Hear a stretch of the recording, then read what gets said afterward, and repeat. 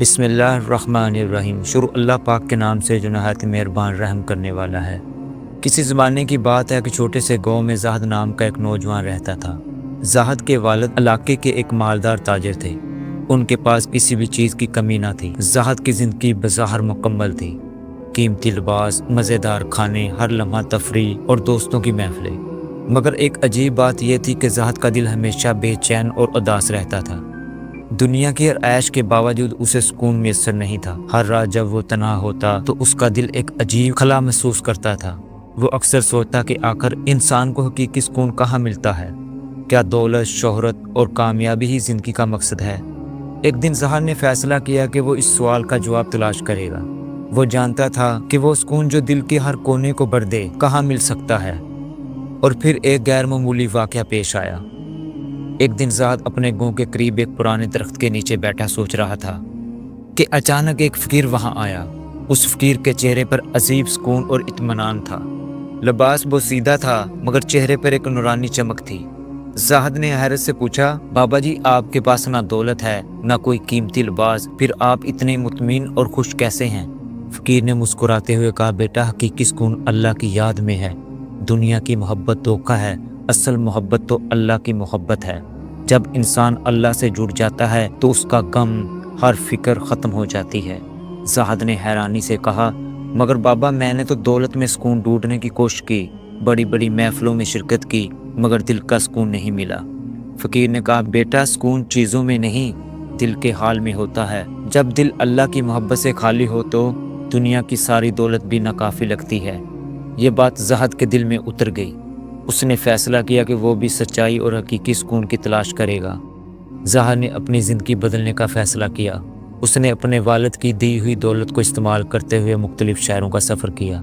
وہ علماء اور صوفیہ بزرگوں کے پاس گیا۔ ہر کسی سے ایک ہی سوال پوچھا، حقیقی سکون کیسے حاصل ہوتا ہے؟ مگر ہر بار جواب مختلف ہوتے تھے۔ کسی نے کہا عبادت میں، کسی نے کہا خدمت خلق میں، تو کسی نے مراقبے اور چلہ کشی کی طرف رہنمائی کی۔ زاہد نے ہر طریقہ آزمایا مگر وہ سکون پھر بھی میسر نہ آیا جس کی تلاش میں وہ نکلا تھا۔ ایک دن زاہد ایک ویران مسجد میں پہنچا۔ غروب آفتاب کا وقت تھا، مسجد سنسان تھی اور صرف ہوا کی سرسراہٹ سنائی دے رہی تھی۔ زاہد تھک چکا تھا۔ وہ محراب کے قریب بیٹھ کر رونے لگا اور اللہ سے دعا کرنے لگا، یا اللہ، میں نے دنیا کے ہر کونے میں سکون تلاش کیا مگر اب بھی میرا دل بے چین ہے۔ مجھے وہ سکون عطا کر دے جو تیرے خاص بندوں کو حاصل ہوتا ہے۔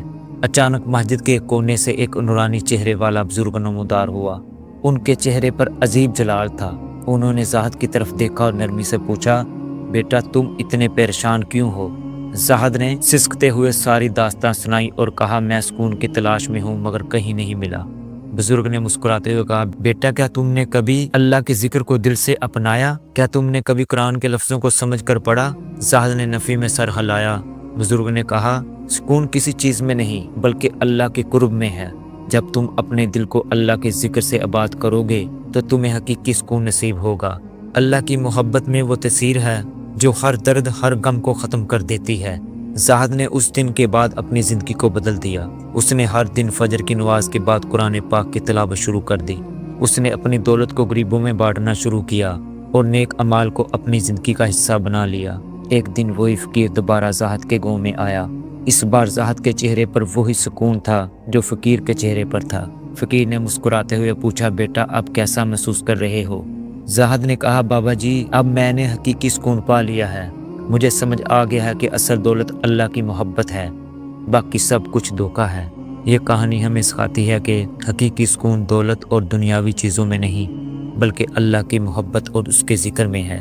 جب ہم اللہ کے قریب ہو جاتے ہیں تو دنیا کے ہر غم سے نجات مل جاتی ہے۔ صبر، شکر اور عبادت کے ذریعے ہی دل کو سکون حاصل ہوتا ہے۔ ویڈیو اچھی لگی ہو تو شیئر کریں، لائک کریں، چینل کو سبسکرائب کریں۔